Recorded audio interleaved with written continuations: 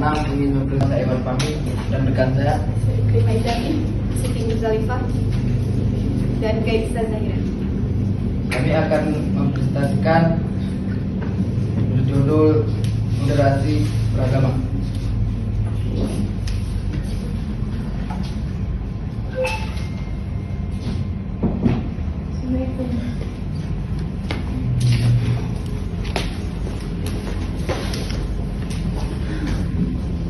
Definisi moderasi beragama.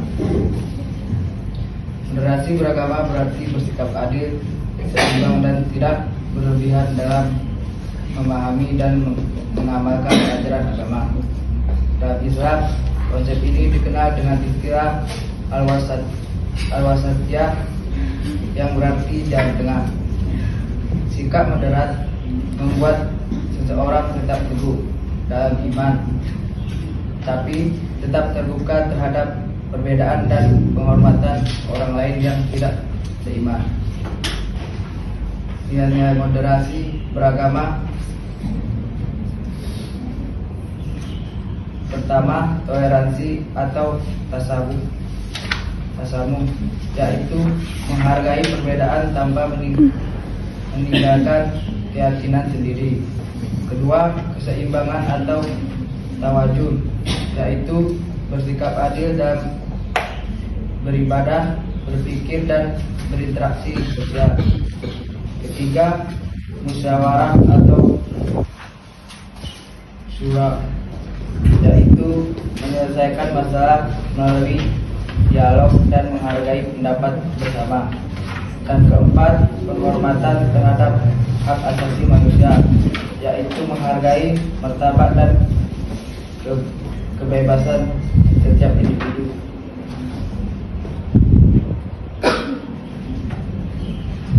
Esensi moderasi beragama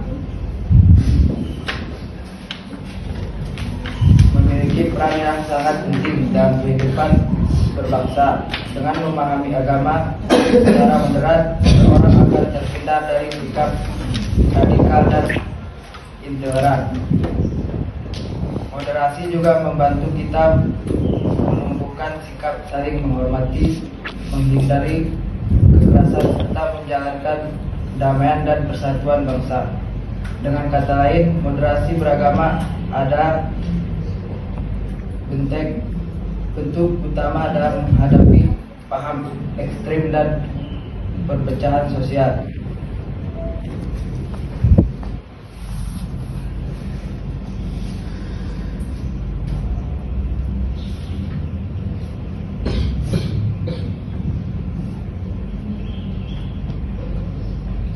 Intoleransi adalah sikap dan perilaku yang menolak, tidak menghargai serta tidak menerima perbedaan keyakinan, pendapat, sudut pandang atau cara hidup orang lain.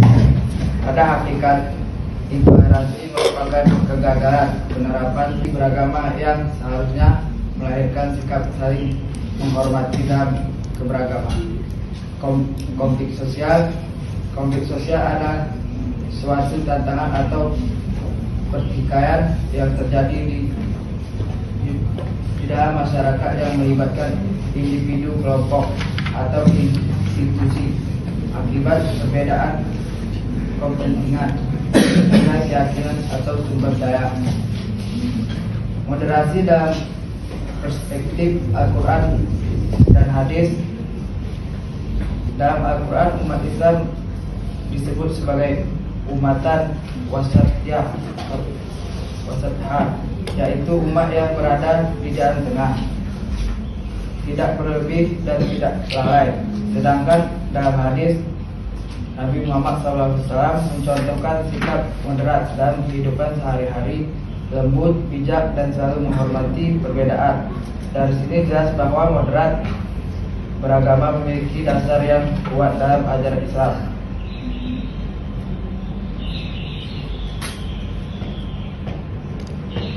Implementasi dalam masyarakat multikultural. Penerapan moderasi beragama.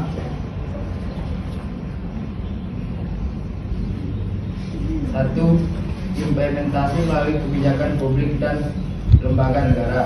2. Pendidikan formal dan non-formal sebagai medan utama pemberdayaan moderasi. 3. Peran tokoh agama dan organisasi keagamaan. 4. Praktik dialog antar agama sebagai strategi efektif dan konstruktif. 5. Media dan ruang digital. 6. Evaluasi dan adaptasi kebijakan berbasis bukti.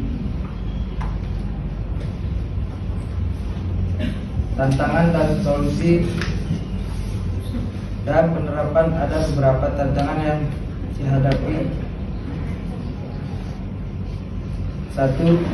Fragmentasi kebijakan dan koordinasi lembaga. Tantangan: kurangnya sinergi antara lembaga dalam pelaksanaan moderasi. Solusi: bentuk forum koordinasi lintas lembaga dan libatkan masyarakat sebagai mitra aktif.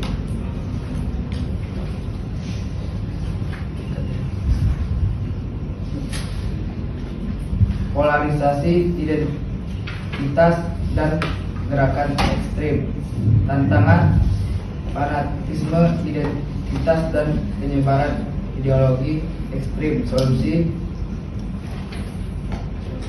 dorong dialog lintas agama, kegiatan sosial bersama, dan literasi digital positif.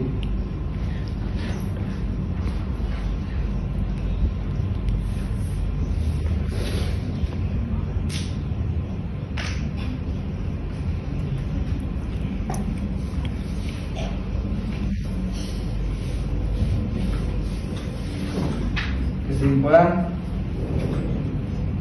dari pembahasan ini dapat disimpulkan bahwa moderasi beragama adalah kunci terciptanya kehidupan yang damai, adil, dan seimbang di tengah keberagamaan bangsa Indonesia. Melalui nilai-nilai seperti toleransi, keadilan, seimbang, dan penghormatan terhadap sesama, kita dapat hidup berdampingan dengan damai tanpa harus mengorbankan keyakinan kita. Dengan menerapkan moderasi beragama, kita bukan hanya menjaga kerukunan, tetapi juga memperkuat persatuan dan keutuhan bangsa. Menurut pemakalah, bagaimana cara menjelaskan bahwa moderasi beragama bukan berarti melemahkan iman, tetapi justru menunjukkan kedewasaan dan keseimbangan dalam beragama?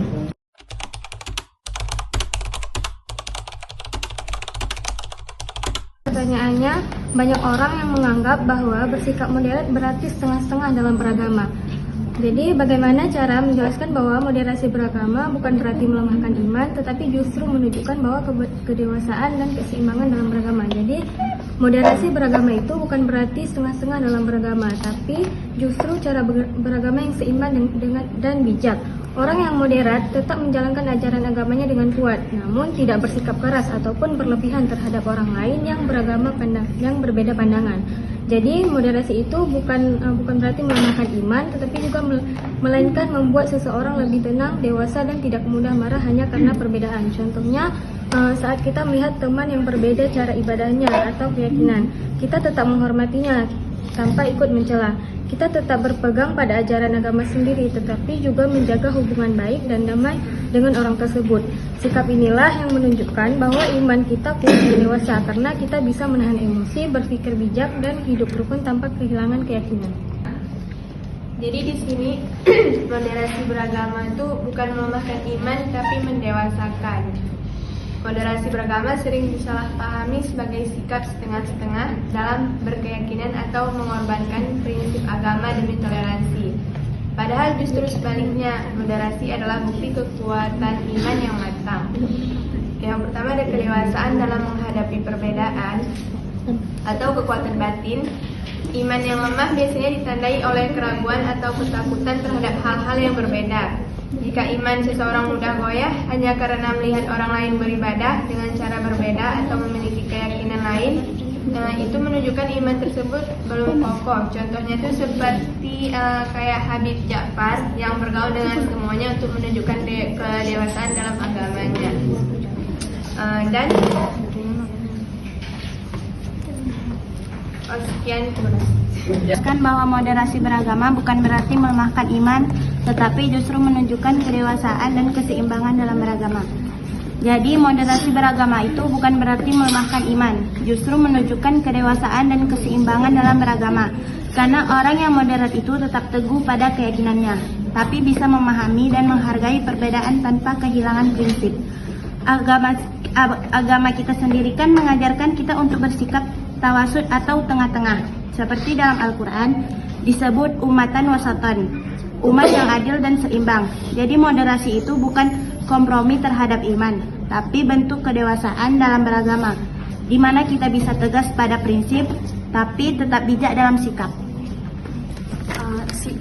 Sikap moderat dalam beragama bukan tanda iman yang lemah, tetapi menunjukkan bahwa seseorang dewasa dan seimbang dalam menjalankan agamanya.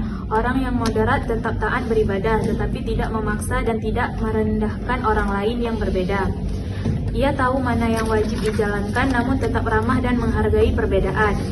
Inilah bukti bahwa imannya kuat, karena ia bisa menjaga akhlak dan kedamaian. Contohnya, rajin sholat, tetapi tetap berteman baik dengan yang berbeda agama. Mengingatkan teman untuk berbuat baik dengan kata-kata sopan, bukan marah-marah. Menghindari pertengkaran karena perbedaan pendapat tentang agama. Bagaimana hubungan antara prinsip musyawarah dengan moderasi beragama, dan mengapa musyawarah dianggap sebagai instrumen praktis untuk mewujudkan nilai-nilai moderat?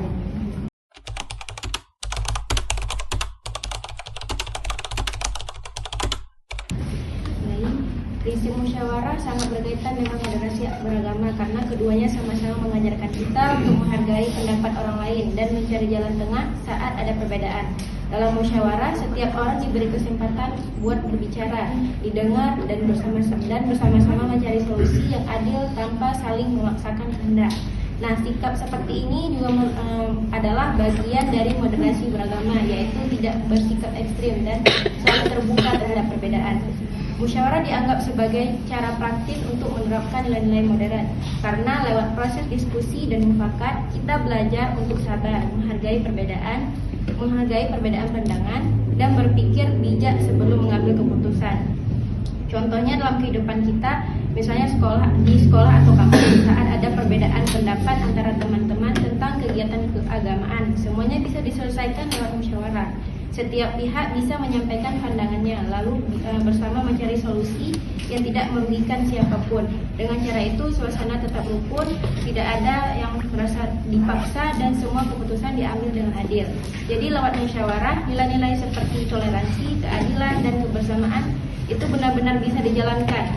Dan inilah yang membuat musyawarah menjadi bagian penting dari moderasi beragama. Musyawarah dan moderasi beragama punya hubungan yang sangat erat. Keduanya sama-sama mengajarkan agar kita bersikap adil, bijak, dan menghargai perbedaan. Dalam musyawarah, setiap orang diberi kesempatan untuk menyampaikan pendapat dan mencari keputusan bersama tanpa saling memaksakan kehendak. Ini sejalan dengan nilai moderasi beragama yang menolak sikap ekstrim dan mengutamakan toleransi. Musyawarah ini disebut alat praktis untuk mewujudkan sikap moderat, karena lewat musyawarah kita belajar mendengar orang lain, mencari solusi damai, dan menjaga kebersamaan. Contohnya itu ketika warga beda agama berdiskusi menentukan waktu kegiatan keagamaan agar tidak saling mengganggu. Itu sudah menerapkan nilai moderasi lewat musyawarah. Hakikatnya disebut sebagai kegagalan penerapan moderasi beragama.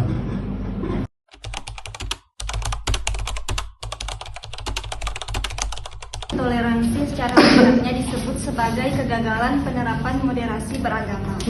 Jadi moderasi beragama itu kan intinya mengajarkan kita buat bersikap seimbang, adil, dan menghargai peradaban. Sedangkan toleransi itu sebaliknya, jadi dia tuh ngerasa paling benar sendiri, nggak mau dengerin pendapat orang lain, kadang gampang nyalahin atau benci sama yang beda pandangan atau keyakinan. Nah, jadi kalau udah seperti itu berarti nilai-nilai moderasi beragama gagal diterapkan. Soalnya moderasi beragama ngajarin kita buat menjaga keseimbangan antara ketaatan beragama dan kedamaian sosial. Sedangkan kalau intoleran itu berarti udah kehilangan. Jadi intoleransi itu kebalikan dari moderasi. Kenalkan, nama saya Nur Fadila, perwakilan dari kelompok 9. Jadi tadi pertanyaannya, mengapa intoleransi secara hakikatnya disebut sebagai kegagalan penerapan moderasi beragama? Jadi intoleransi itu disebut sebagai kegagalan penerapan moderasi beragama karena sikap intoleran bertentangan langsung dengan nilai dasar moderasi, yaitu keseimbangan, toleransi, dan penghormatan terhadap perbedaan. Orang yang intoleran biasanya merasa dirinya paling benar dan menolak pandangan atau keyakinan orang lain. Padahal moderasi beragama mengajarkan bahwa dalam perbedaan kita harus tetap saling menghormati, tidak memaksa kehendak dan menjaga kedamaian. Jadi ketika seseorang bersikap intoleran, misalnya memusuhi orang yang berbeda agama, menolak hidup berdampingan atau mudah mengkafirkan orang lain, itu menunjukkan bahwa ia gagal memahami esensi ajaran agamanya sendiri, yang sebenarnya mengajarkan kasih sayang dan keadilan.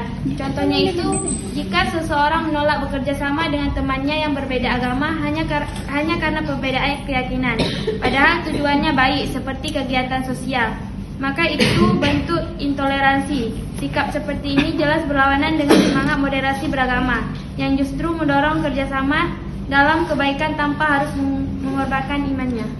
Terima kasih.